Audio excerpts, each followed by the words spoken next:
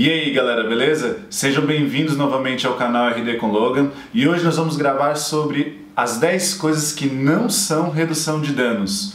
Mas antes disso, primeiro se inscreve no canal, deixa um comentário, comenta aqui embaixo o que vocês estão achando dos vídeos, o que vocês gostariam de ver.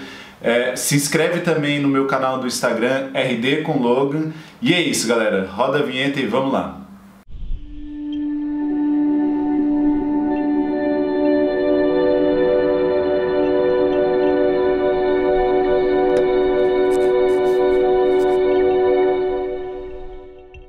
Esse roteiro eu não fiz sozinho. Recentemente eu fiz um chamamento no meu Instagram perguntando às pessoas que trabalham com redução de danos e que gostariam de entrar num grupo de WhatsApp. Então eu criei um grupo chamado Redutores BR. A ideia desse grupo de WhatsApp é juntar 5 redutores de danos de cada estado do Brasil. Vocês podem ver aqui como é que está o mapa.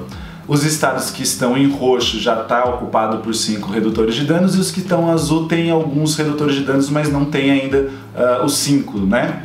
Então a galera desse grupo de WhatsApp me ajudou a selecionar 10 coisas que não são redução de danos. Mas só selecionar coisas que não são redução de danos seria até que teoricamente simples. Então a ideia nossa era juntar 10 coisas que não são redução de danos e que algumas pessoas dizem que é redução de danos, ou por querer desqualificar a redução de danos, enfim, ou por falta de conhecimento. Então hoje nós vamos falar 10 coisas que não são redução de danos, mas que algumas pessoas acreditam que sejam. Bom, então sem demorar muito, vou aqui pegar a listinha que a gente fez e vamos lá. Trocar crack por maconha não é redução de danos. Não é a substituição de uma droga mais pesada por uma droga mais leve, até porque essa ideia de droga pesada e droga leve a gente pode até repensar em algum outro vídeo. Muitas pessoas também já devem ter ouvido falar naquele estudo do Dartil Xavier que acompanhou usuários que faziam uso de maconha para poder diminuir a fissura do crack. Então muitas pessoas já devem ter ouvido falar nessa ideia de trocar uma droga mais pesada por uma droga mais leve e tudo mais. E isso pode ser redução de danos ou não. Por que eu estou falando isso? Porque a mesma estratégia pode funcionar para um usuário e pode não funcionar para outro. Eu já vi casos, por exemplo, de pessoas que sugeriram para um usuário trocar, por que você não faz aí uma troca de maconha por crack e tal? E o usuário ficou extremamente ofendido. Pô, eu já tenho um problema com droga e você está falando para eu usar outra droga e tal. Então, pensar que existe uma fórmula mágica para poder dizer fulano pega uma droga mais pesada e substitui por uma droga mais leve, ou pega a maconha, isso... Então não é bem assim que funciona. Então pode ser uma estratégia, mas não define a redução de danos. Na verdade, quando vai fazer essa estratégia, o que é mais importante ali é o vínculo que tem com o sujeito para perceber se essa estratégia vai fazer sentido para esse sujeito ou não. Então não adianta, porque uma estratégia não vai servir para todos os usuários, então ela por si só não se define como redução de danos. Item 2. A redução de danos não é contrária à abstinência. É muito comum a gente escutar, principalmente daquelas pessoas que trabalham com o modelo de abstinência, ou aquelas pessoas que têm uma ideia proibicionista, dizer que existe o modelo da redução de danos e o modelo da abstinência. E isso não é verdade. Inclusive, eu até falei sobre isso nesse vídeo aqui, né? Redução de danos, abstinência e internação, ou redução de danos, internação e abstinência. Justamente isso, que não existe essa polarização. A redução de danos pode sim trabalhar com abstinência, desde que essa abstinência faça sentido para o usuário. Item 3. A redução de danos não tem como objetivo final a abstinência. É muito comum algumas pessoas dizer assim: a redução de danos ajuda muito a desenvolver vínculos com o usuário de drogas. E aí depois que se tem o vínculo, o objetivo final dela é a chegar à abstinência. E isso não é verdade. O objetivo do cuidado, seja ele qual for, independente se é um tratamento ou não, quem tem o objetivo do cuidado é o sujeito. Então a redução de danos ela respeita a autonomia do usuário e isso pode passar pela abstinência ou não, mas ela não é um fim, não é um objetivo específico da redução de danos. O objetivo da redução de danos é a melhoria da qualidade de vida, a melhoria do bem-estar do sujeito e a garantia dos direitos dos usuários, sempre pautada na garantia dos direitos humanos. Então, item 4.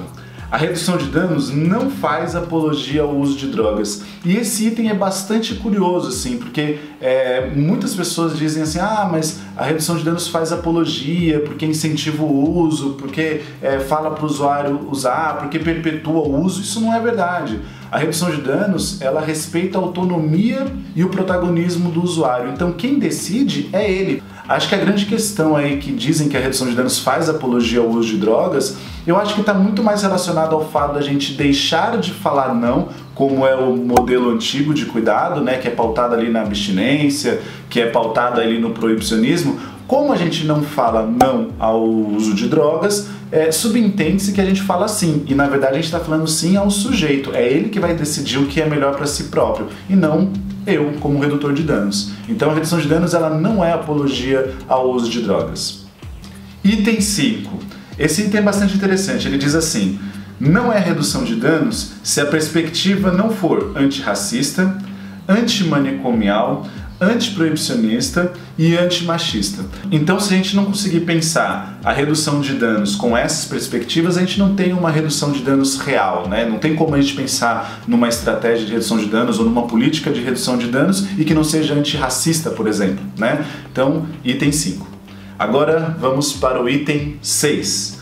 A redução de danos não é distribuição de insumos. Então algumas pessoas acreditam, ah não, redução de danos é você pegar ali uma piteirinha, uma manteiga de cacau, distribuir preservativo. Na verdade, a redução de danos ela não faz panfletagem. Tem um outro vídeo que eu falo também sobre insumos e redução de danos, e que eu falo justamente sobre isso, que a redução de danos ela não é entregar insumos para as pessoas, mas é claro que esses insumos eles podem facilitar o diálogo, abrir o diálogo. Então eu estou ali numa situação, numa cena de uso, e eu entrego um preservativo para um usuário, eu entrego uma manteiga de cacau e tal, e a pessoa nunca me viu. E a partir do momento que eu entrego uma coisa para ele, ele fala, pô, e aí, como é que você tá e tal? Sabe usar o preservativo? Sabe para que serve manteiga de cacau e tal? Então ela serve muito mais como uma ferramenta de aproximar e de abertura de diálogo do que uma coisa de fato pragmática ali.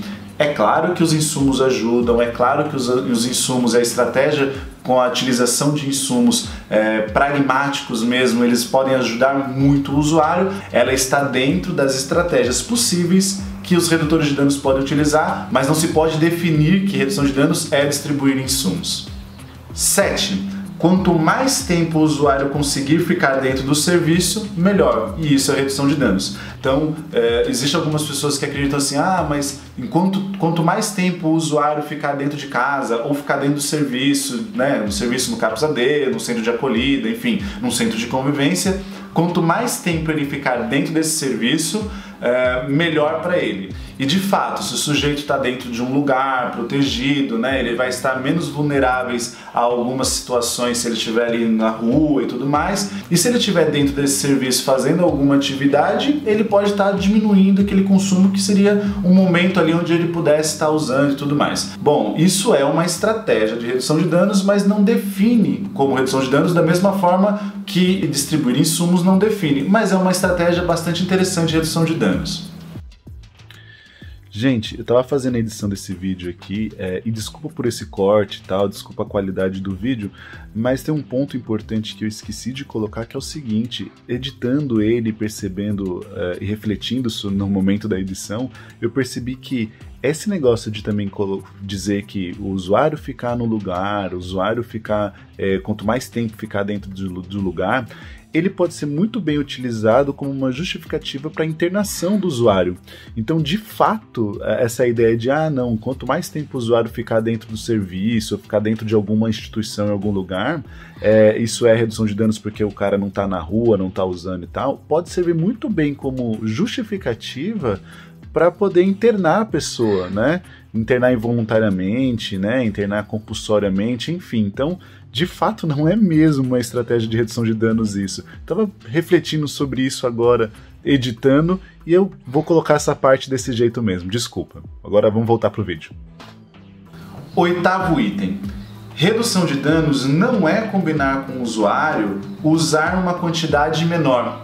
E isso aqui é uma coisa que a gente escuta muito dentro dos serviços, principalmente dentro de CAPS AD. Vamos fazer uma estratégia de redução de danos com o usuário. Vamos combinar com ele que se ele usa 10 doses de álcool, que ele passe a 5, né? Mas além dela não definir que isso é redução de danos, ela é só apenas uma estratégia, como as outras que eu havia falado, é muito importante tomar cuidado de como isso é feito. Se isso não é feito de uma forma prescritiva, se isso não é feito de uma forma impositiva, se o usuário não conseguir cumprir com esse acordo, que ele não seja cobrado, você não conseguiu, né? A gente tinha um acordo, você não conseguiu. Então tem que tomar muito cuidado para que essa estratégia, que pode ser uma estratégia de redução de danos, não acabe virando uma coisa bastante impositiva, prescritiva, né? E até aversiva para o usuário, porque depois ele vai falar, puxa, eu combinei com a pessoa que eu ia usar metade, eu não consegui e agora eu vou decepcionar essa pessoa que fez esse acordo comigo. É muito mais interessante quando essas ideias partem do usuário. Olha, eu estou usando tanto, talvez eu vou tentar usar X. Então